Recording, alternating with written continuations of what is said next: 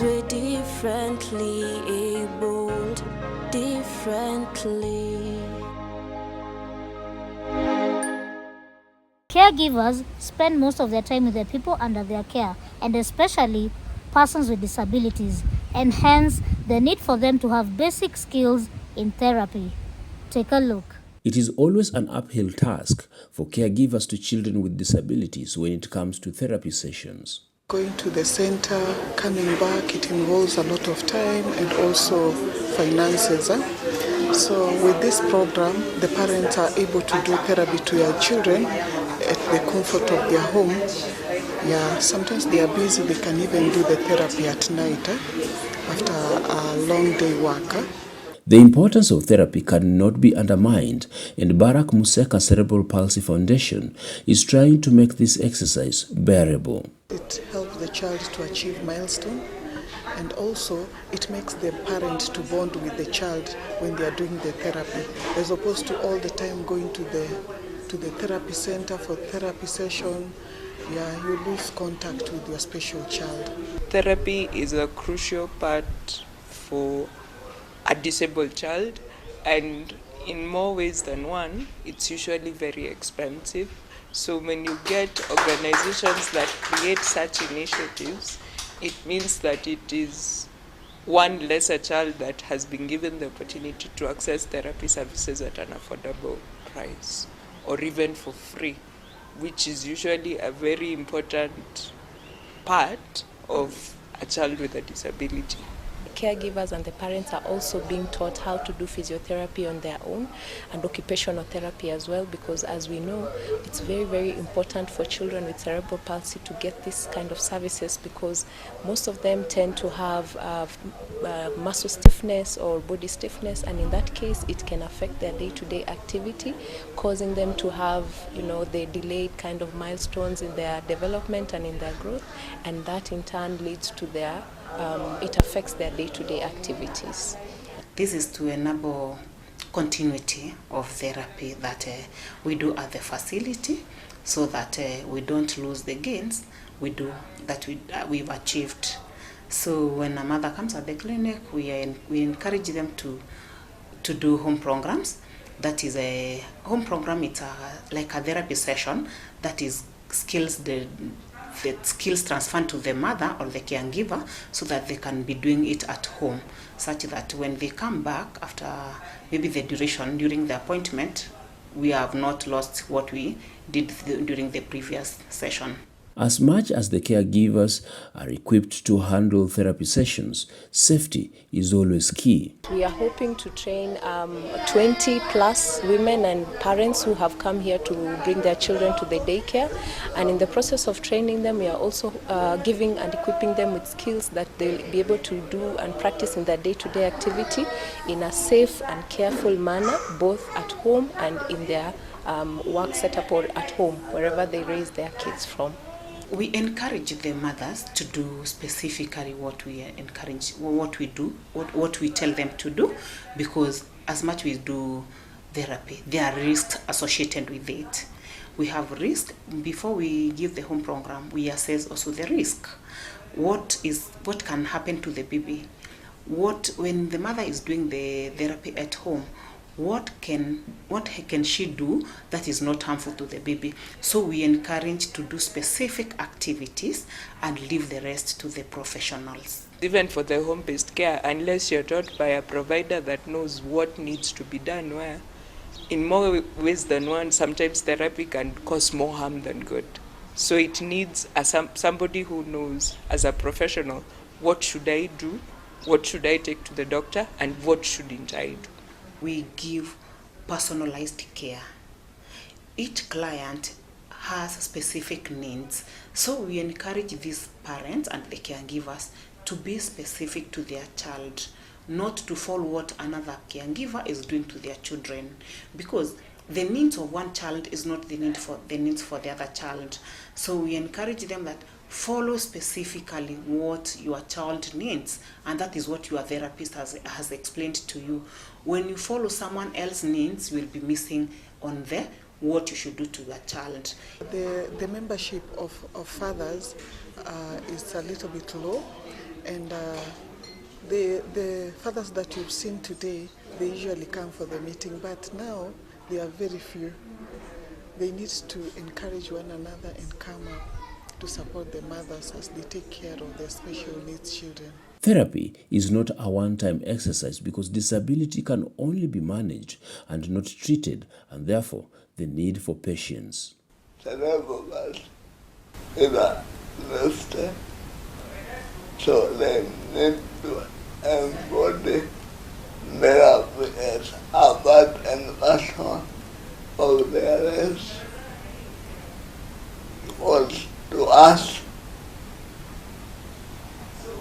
therapy is a basic and this we cannot live without. With the disability issues, the treatment, it's not a one-day thing.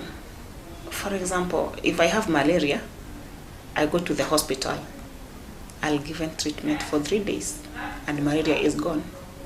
If I need a contraceptive, I'll go get a coil for 12 years, and after that, the doctor will see me again after 12 years going to remove it. Now what happens with the disability? It's a long-term journey, and with the rehabilitation services, we do it for longer periods and for many years, depending with the client needs. There are some who will pick very fast. There are others who need long-term, a very long duration for them to recover. There are some who will not recover, but we are doing therapy to improve the quality of life. Most parents, they find it hard to be consistent with therapy despite the fact that it works, because I myself am a product of therapy. For 38 years, we have done therapy 3 times a week all my life. And it's an arm and a leg. It's damn expensive. So for a child that is born that is not privileged enough to go for therapy, then it becomes hard for that child to achieve their milestones and make it in life. Patience is key in this journey, because a child with cerebral palsy, to train the brain to learn and relearn, it is something that it's not easy. It will take time, and that's why we encourage the caregivers and the parents to be patient with these children. When the children, they are doing a task, a normal child will achieve the task very, very fast compared to the child with special needs. So that's why I'm encouraging the parents to be patient with their children. I'm encouraging the caregivers to be patient with their children. I'm encouraging anyone who deals with the children with special needs to be more, to have some patience. BM Cerebral Palsy Foundation commits to regular training sessions. Through interactions, majority of parents have got that skill for home therapy, but now it needs to be renewed. After every 3 months, it's renewed, and then they go back to it again. We will be doing this as regularly as possible, hopefully a few days in a week, until the point where the caregivers and the mothers are comfortable with the physiotherapy and occupational therapy services that they'll receive. And we are hoping that in the process also we can teach other parents and other caregivers to be able to do these kinds of services at the comfort of their home. Alvin, who is a law student, and Nancy, a high school English teacher, credit their achievement to continuous therapy. Therapy helped me to gain independence. Yeah, I learned independence. My parents used to tell me that at some point I am going to be alone, and then I need to gain that independence. They now are in the city. They are not here with me.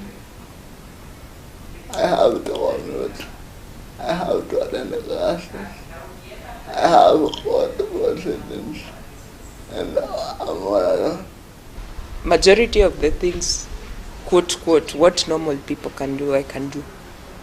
Yet, I was a child who was born without speech, 0 sitting skills, not walking, I was even written off not ever going to class, despite the fact that I'm a high school teacher now. So therapy is the most important part of a child with a disability, because now it enhances the quality of life. However, Nancy says that accessibility is the greatest barrier to her full independence. Accessibility is quite a huge challenge when it comes to disability, because like now you go to places where an office is upstairs and the staircase looks like you're climbing Mount Everest or something. So even before you get there, like now when I went to my current workstation, they had to move all my classes to the ground floor because my school is a story school, 2-story school. So they had to create ramps almost everywhere in quick succession, because now if it's the washroom, I can't go.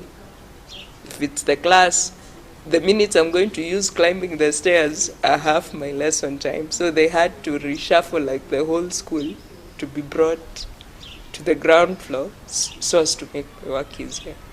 Which accessibility is also one of the ways that we are normally discriminated a lot.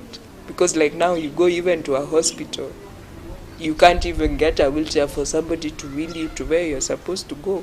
So before you even get to the doctor, you're already sick again and your muscles hurt because the staircase is terrible or the lifts are not working. So it denies a person with a disability the independence. I can do this on my own. The journey to inclusion requires team effort, and their call is for like-minded organizations and individuals to join in the journey. We are so grateful. We've seen such a big signal in embracing the cerebral palsy families, in ability to advocate for inclusion. Therapists have come on board to give their expertise to these mothers for free.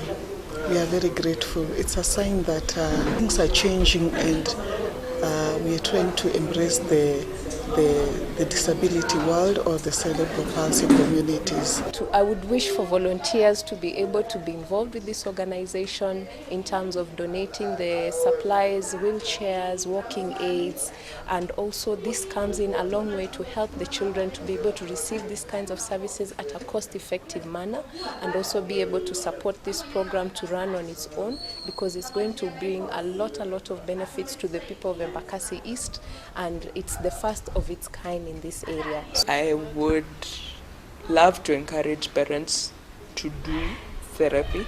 Therapy is the #1